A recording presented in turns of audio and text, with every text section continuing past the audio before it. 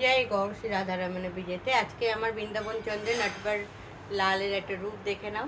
আজকে বুধবার, সবুজ পরানোর দিন, পড়াচ্ছিলাম তো এরকম একটা লুক দিতে ইচ্ছা করলো।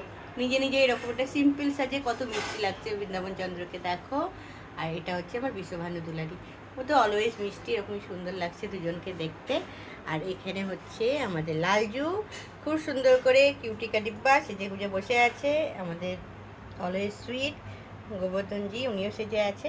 আমার সন্দেশবাবু, মিঠাইবাবু রানী, আর এখানে হচ্ছে আমার সন্দেশবাবু। আর এখানে আমার বাকিরা সবাই বসে আছে। তোমরা আমাকে অনেকবার বলেছো যে মন্দিরে মানে এই অল্টারের ট্যুরটা করাতে, আমি করাবো খুব তাড়াতাড়ি, কিন্তু এখনও ঠিকমতো সাজানো হয়নি বলে করায়নি। আর সকাল সকাল দেখো দুধ ভোগ লেগে গেছে ওদের। আছে তোমার বিস্কিট, মতিচুরের লাড্ডু বলি না, সন্দেশ প্রত্যেক দিন একটা করে লাড্ডু পাই। আর এখানে হচ্ছে দুধ। আর এই রুপোর গ্লাসটা আমি পয়লা বৈশাখের সময় আমি সন্দেশের জন্য কিনেছি। সন্দেশ মিঠাই দুধ খাই এতে, তো রাত্রির দিনে এটাই দুধ পায় ওরা। তো কেমন লাগছে তোমাদের বলো, জায়গা ওদেরকে দেখতে অবশ্যই কমেন্টে জানিও।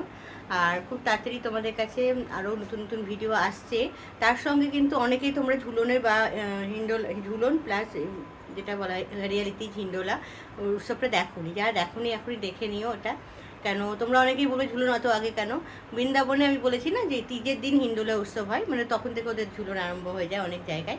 তো আমাদের রাধারামনজির মন্দিরে, তারপর বাঁকে বিহারী মন্দিরে তো প্রথমবার হিন্দোলা উৎসবের দিন বাঁকে বিহারী বাইরে আসেন। তো যাই হোক, সেই জন্য আমি সেদিনই করেছিলাম। অনেকের সমাগম হয়েছিল, অনেক ভক্তের সমাগম হয়েছিল এবং খুব ভালোভাবে দিনটা কেটেছিল। তোমরা দেখে আমাকে অবশ্যই বলো কেমন লাগলো।